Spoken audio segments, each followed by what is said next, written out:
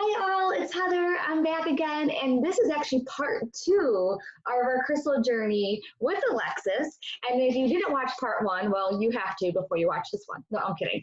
This one's going to be even more fun than the first one, I think, because it's really going to talk about a lot of the fun things to do with crystals, including wearing them, taking baths with them, a lot of the crystals that we might need right now to help decrease our anxiety and to make us feel a lot better.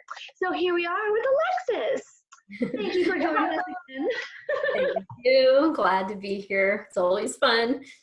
Oh my gosh, yeah. So a lot of the questions that we had were talking about wearing crystals. So one of them, well, we'll go with like one of the first ones, right? Well, first they were talking about wearing them together, but I wonder if you could just talk first about single stones. Like this is one that you made me. Long time ago. Names and things like that. I couldn't hear you for a minute there. Right? Okay, I couldn't hear you for a minute. You're like blipping out. Is this amethyst, right? Yes. Yes. And so like I thought that like isn't like amethyst really good for like calming?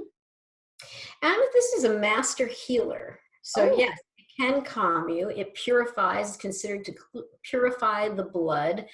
There's an old tale about amethyst in mythology that amethyst was actually clear quartz, and these other, I can't remember who they are, like some mythical people, had some kind of argument and wine was spilled on the quartz and amethyst was born. And so amethyst has been thought since antiquity to be a detoxing stone to keep you from overdoing in anything. It doesn't have to be, you know, alcohol or that kind of thing, but it helps you from overdoing. And so it has gained a reputation as a master healer.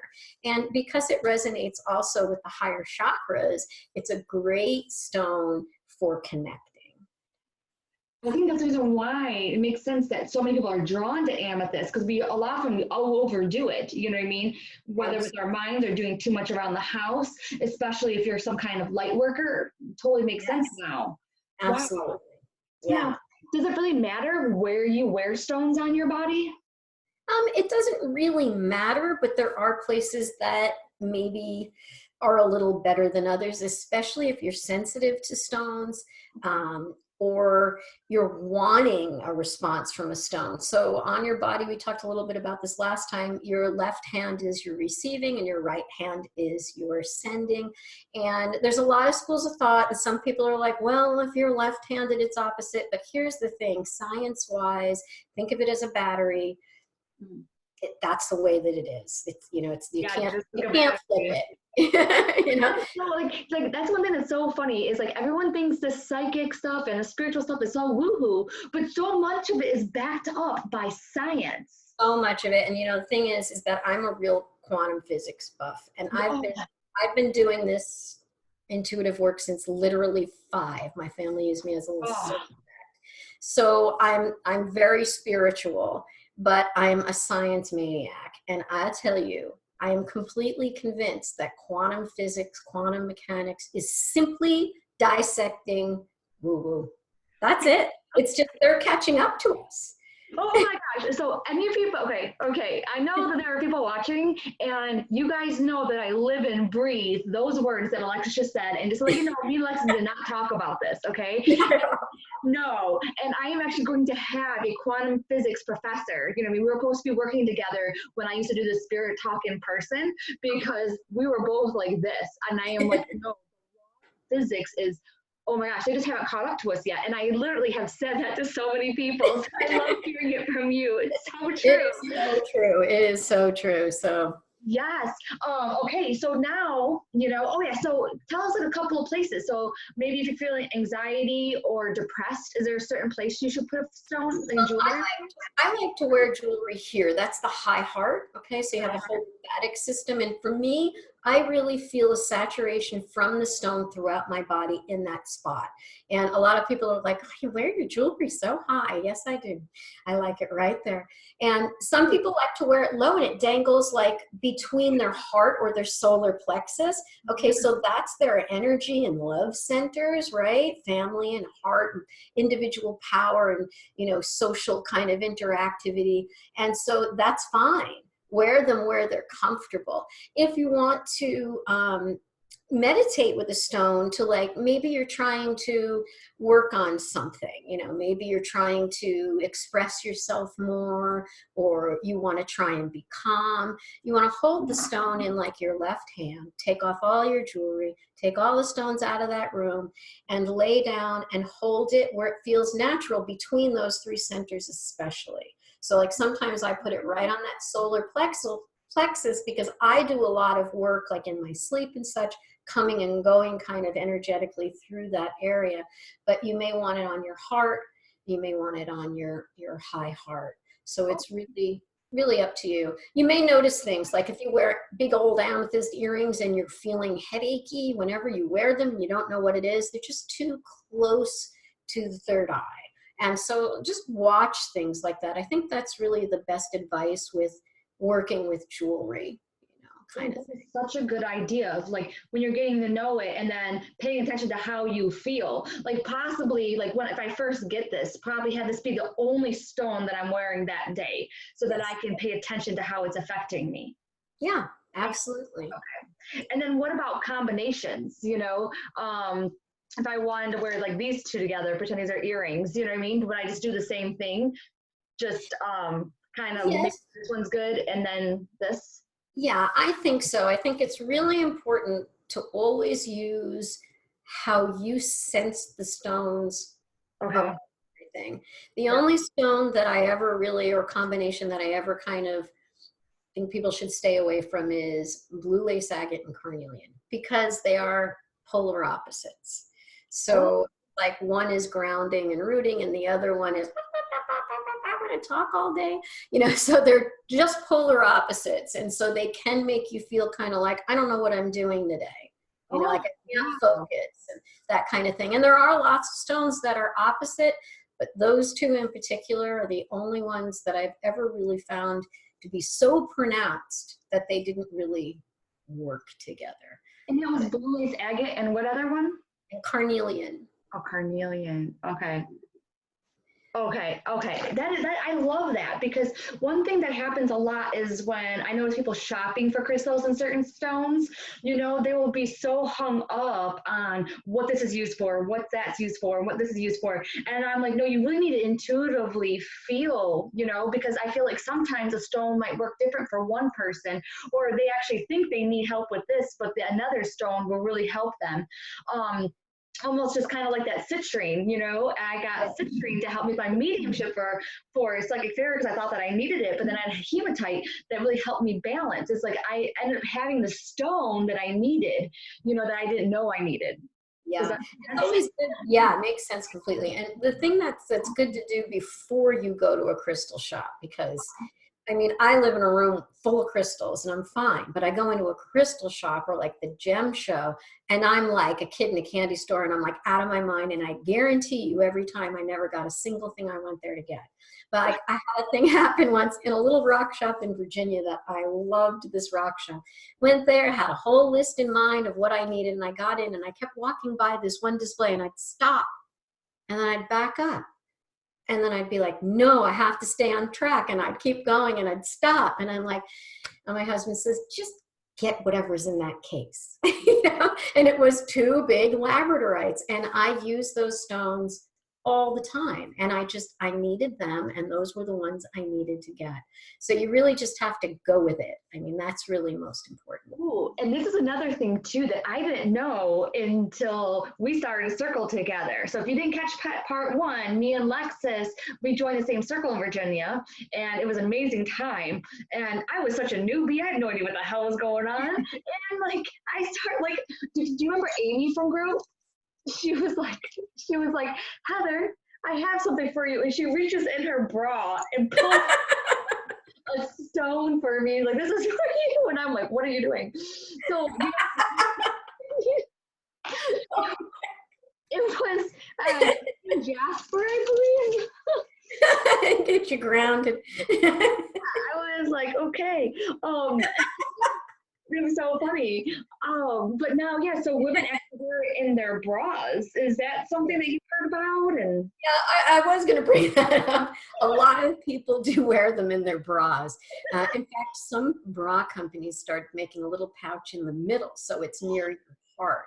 But what happens is people forget because they forget they're in their bra, and they take the bra off, and the stone goes flying, and they're like, I can't find that stone. no joke, the stone that Amy gave me had this big chunk out of it, and I was like, she's like, oh, I don't know. And it was warm, and I was like, okay, you've been wearing this for a while. That's when you wash them. It was, and I really would have to tell you this too, just because it goes, because I also like, I think that people might hold us up on a pedestal because, you know what I mean, we're so in the know, we know so much. Like, I don't know nothing about crystals, but it's so funny because I was in circle one day and we were connecting to this girl, and I kept on getting crystals in her pocket. She puts them in her pocket, and I'm like, who puts crystals in their pocket? And so the only thing I told her, because I was too scared, I just said, oh, I think you're really good at crystals. And then when she finally, you know, had a chance to talk, she was like, yeah, I do love crystals. In fact, I have them in my pocket. And she pulled them out. So I was like, people wear crystals in their pocket. So is that okay to do? Like, would it be help to like rub up on them or something and put them in your pocket? Yeah, and it really works out really well when you do laundry, and they help to dry the clothes because they're bouncing. Yeah, I have pockets full of crystals all the time. In fact, if you go in my car, they're everywhere. Like, we go climbing and hiking a lot. Well, when we were allowed outside, and we would just bring a backpack. And my husband would be like, "Whatever," you know, because around here there's tons of quartz, and so I have tons of quartz in my backyard now because we carry it home. But a lot of it wound up in the car. So all over my car, the trunk, the floor, under the seats, all quartz, which can be very aggravating in traffic. Oh my gosh. And then you were talking too, because, you know, just in case I didn't watch part one, you know, I learned something that actually clear quartz, you know, and I don't have like really any clear quartz around here, you know, if you want to show them like the clear quartz like that, that's actually an amplifier. So it amplifies whatever stone is with it. So that might be really good for people right now who have like anxiety going to the grocery store. Would it be good for them to have a clear quartz and maybe an amethyst? Or would you say? I would go a small clear quartz, and small clear quartz, some smoky quartz. Yeah, that's good. And rose quartz. Those rose quartz will keep you really, really calm. So rose quartz. Yeah, because you love rose quartz. I love rose quartz. And it's not like I'm a pink person or anything. It's just the energy from it's amazing. I was a terrible sleeper for years. I'd sleep like 1 to 3 hours a night. And I sleep like a baby. I wake up in the morning and I'm like, really? I got to get up? And I have a rose quartz raw about this big by the side of my bed. And I do give it a lot of credit for my sleeping. Oh my gosh. Okay, so rose quartz, the new amethyst. I think that everyone just runs the amethyst. And so I'm really thinking I want to try rose quartz too, because honestly, it came up in a lot of like my weekly readings that I do, rose quartz did. So that kind of makes a lot of sense too, right? Oh yeah. Okay. And so same thing like with wearing bracelets. You know what I mean? You just kind of feel it and just remember the left is usually the receiving hand. Yes, left is receiving, right is sending. So yes, absolutely. And just kind of feel, you know, like if I'm going to wear like a bracelet, you know, the beaded bracelets, the old Chanlu style, and if it's all labradorite, I'm going to want to wear that on my sending side because I can send out a protective field. And if I'm wearing one that's rose quartz, wear it on this side because it's protecting, it's giving you calm and sending that energy more into you. So. Oh, I love that. And just in case you didn't get part one too, Crystal, I called you Crystal. That would be appropriate. Totally. But she actually does these crystal prescriptions. So I'll make sure that I put the link again in the website, because to me it just seems a little over, like, okay, great, you gave us some tips and tricks, but it might be really good and beneficial to like do that questionnaire that you provide so that you can get the exact stones and the exact combinations that work for you, But and those change, it may be what's right for you for a while, and you'll know when it's time to change. You maybe are going for a certain goal, maybe you're trying to de-stress or whatever, but once it's happened, once say it's de-stressing and you feel de-stressed, keep it for a little while so that you're really in training with it and staying with it. But then it might be time to move on to something else. It's like going the next step. Same with crystal healings. When people first come in, the first 2, sometimes 3 sessions, it's chakra balancing, and we're working on keeping them balanced, using the support products to keep them balanced. Yeah. But after that, we might move to a transmuting energy field, or something for abundance, or working on different things for different purposes. So yeah, I like that. So for just in case they're not able to do the prescription and that kind of thing, definitely probably the go-tos right now, right, make sure I heard you right, is going to be the clear quartz, because it can amplify. The rose quartz, or you said labradorite? Yes, labradorite for the fear and anxiety we're going through now. Spirit quartz. Oh my God, that's so cute. I want that. Isn't that wonderful? And rose quartz, which I've shown you guys like 100 times now. Oh, yeah. Sorry. And lepidolite. Sorry to leave, guys, but and what is that? Lepidolite. Lepidolite. You can find lepidolite in Virginia. Oh. Really close to where we both used to live. There was a kyanite and lepidolite place, and they had a lot of amethyst too. And you'd go there and it would just be out on the ground, like at your feet. You'd open the door and you'd be like, wow. If you guys in the Richmond area, let me know. Oh, yeah, it was really cool. So that's where I got mine, was from you. Oh yeah, absolutely. Oh, yeah, so lace agate and then smoky quartz. So smoky quartz is your grounder. That puppy's going to really keep you grounded.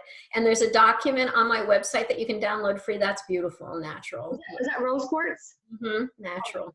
Nice piece. Very nice. Document to download too, and it gives you. On my website, if you go to resources, then crystal resources, there's a document that you can download, and it tells you what each of those stones that I just showed you are for, and how they work together. Because with crystals, it's not like you took ibuprofen. It's gonna make your headache go away. It works with the emotion, right? It works with your energy fields, your energy body, your chakras, and it works with the emotion. So if the emotion is, I'm a nervous wreck and I'm fearful, it's gonna work by calming that. If your mind is going really hard, it's gonna work with calming the mind. So it's an energetic wave that works in benefit emotionally of what you're working on, what you're struggling with, kind of thing. So it tells all about that. It has a little crystal grid pattern, and it tells you how to build the grid for this particular thing. And then it talks about, put these stones in a mojo bag, carry them in your pocket, put some herbs and different oils with them. We anoint stones with oils just to it's like a blessing. So it's a personal thing. Yeah, it's really kind of nice. And then I also give information about baths. So if you put stones, like the tumbled stones, in the bath, now they have to have a Mohs hardness of, I believe, 7 to do that. So think quartz families: smoky quartz, rose quartz, amethyst. You can use carnelian, citrine, that kind of thing. You wouldn't want to put lepidolite in because it's too soft of a stone. And some stones are toxic, so you don't want them in there. So think quartz. You can look up Mohs hardness on the internet and just kind of watch for that. But when you put a stone in the bathtub with you, it sends energy through the water. So water amplifies the energy of the stone tremendously, and you'll feel great. So I recommend starting with either chakra stones or one stone. If you are getting in the bath with stones and you're feeling like you're getting too many messages and your third eye is driving you crazy, don't put amethyst in there. Okay. Just kind of put some grounding stones, carnelian and smoky quartz, even a little citrine might not be so bad, but then that rose quartz, you know, to keep you grounded and peaceful. So that's kind of what you would want to work on with that. But that energy will, you know, amplify through the water, and it's amazing. I've had some of my best meditations in the bathtub, but I do put other things you can put in the bath on that downloadable Now, document. does it matter if you actually, you know, put a polish versus like one of these raw stones? Always polished in water. If you're using something for water and it has a nick and it's not polished in that area, don't put it in the water. It's just better safe than sorry, kind of. You know, like with this spirit stone, you see the end is just the raw natural. I would not put this in because this end is And you not. can always like Google and stuff like that, like you said, you know what I mean, which stones to put in water and not, right? I wouldn't Google the healing properties of any stones. They're just not reliable, and they're all over the place. You can Google Mohs hardness of a particular stone, and it's MOH''S. And it's just a scale, you know, a mineralogical scale that tells you how hard a stone is. And so that way you just keep yourself safe, because like you don't want to put selenite in water. It would take about 3 weeks, but it will start to disintegrate. It does take a long time. You know, some people say, oh no, it'll start right away, but it won't. It'll take about 3 weeks. This would probably take about 4 months, but some will disintegrate, and some are just toxic in water. You know, being as I make gem elixirs, there are many stones that can't go in the water. They have to go in test tubes inside of a vial. So that they Ooh. Oh, and that reminds me too, because your Facebook group, what's your Facebook group's name?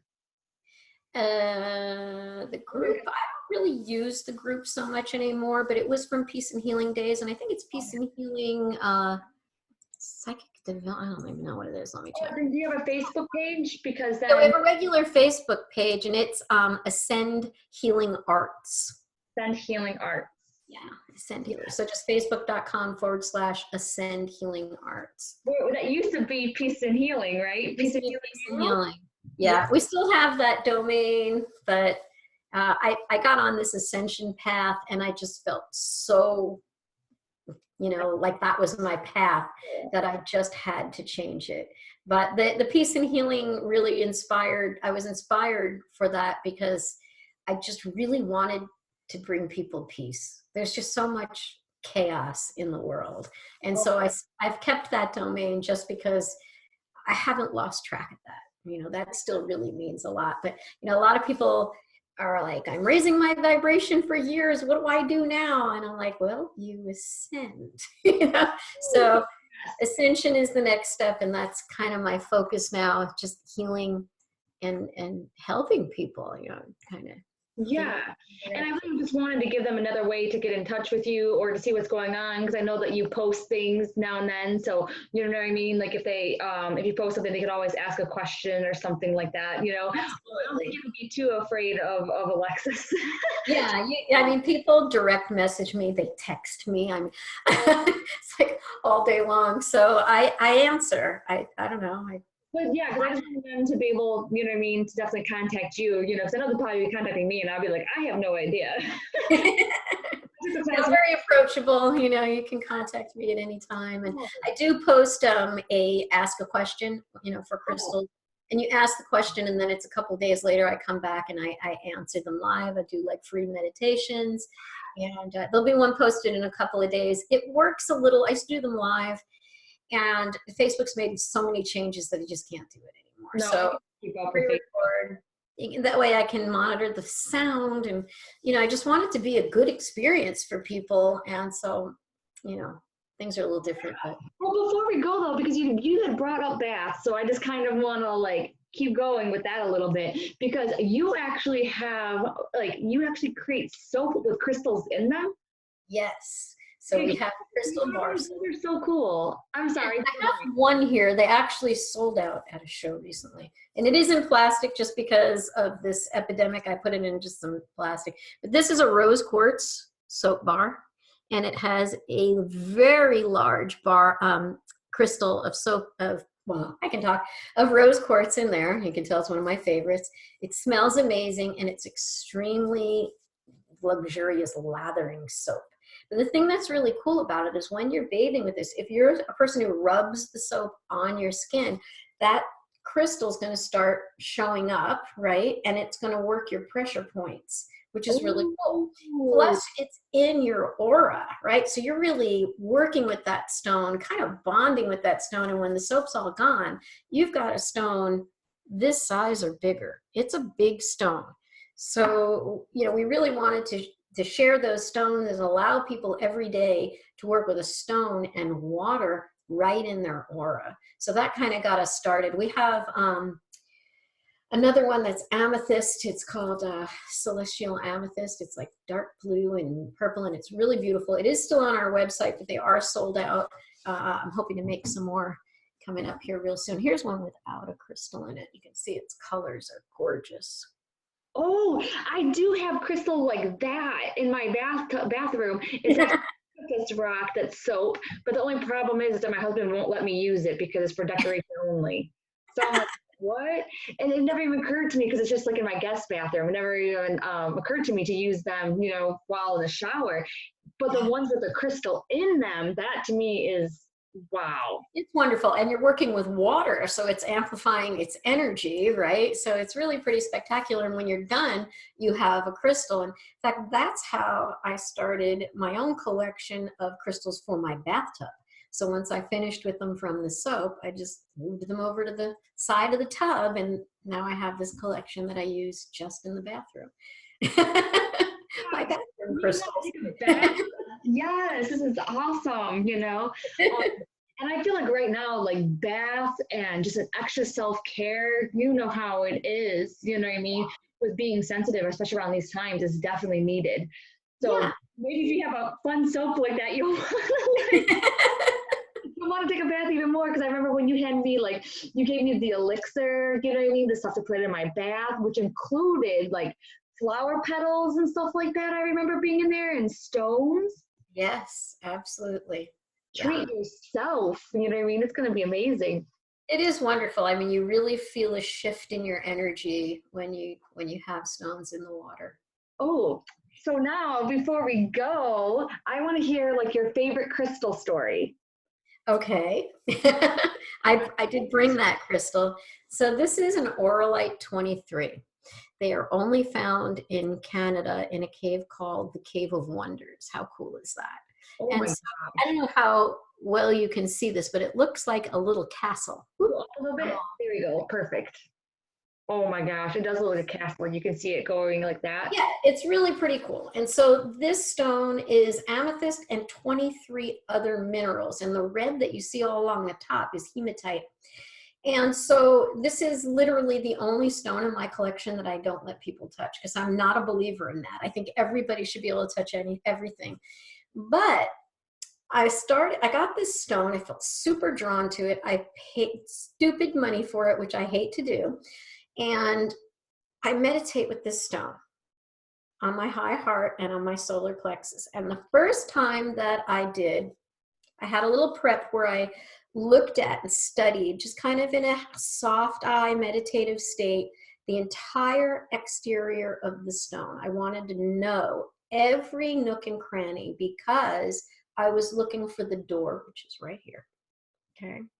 So I went into meditation, and in my meditation, I visualized this growing into the castle that it appears to be. Okay. And then I found the door and I went in. And so when I got inside this crystal, there was this huge beam of white light, but I could feel it like being a prism. It's all colors, right? And there appeared to be in almost the shape of the door, like a chair, a place to sit right in the middle of it.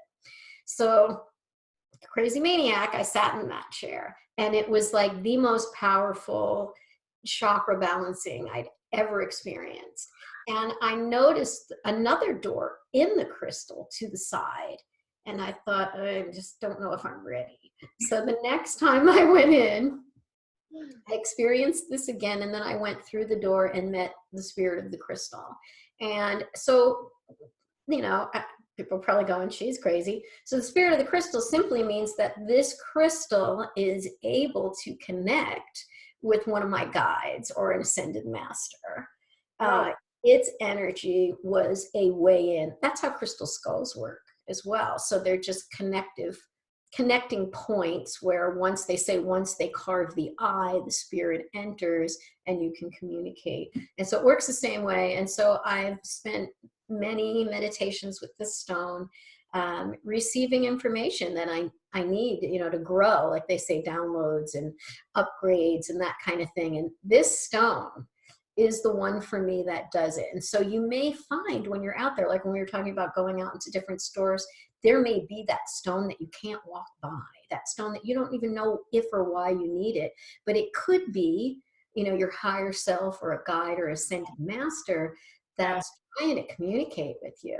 It's like I have a slew of skulls, and I'm not a skull person. I'm not like in the metal or, I'm not that person. But I was really drawn to all of these skulls. I had met the Mitchell Hedges skull, and it was phenomenal.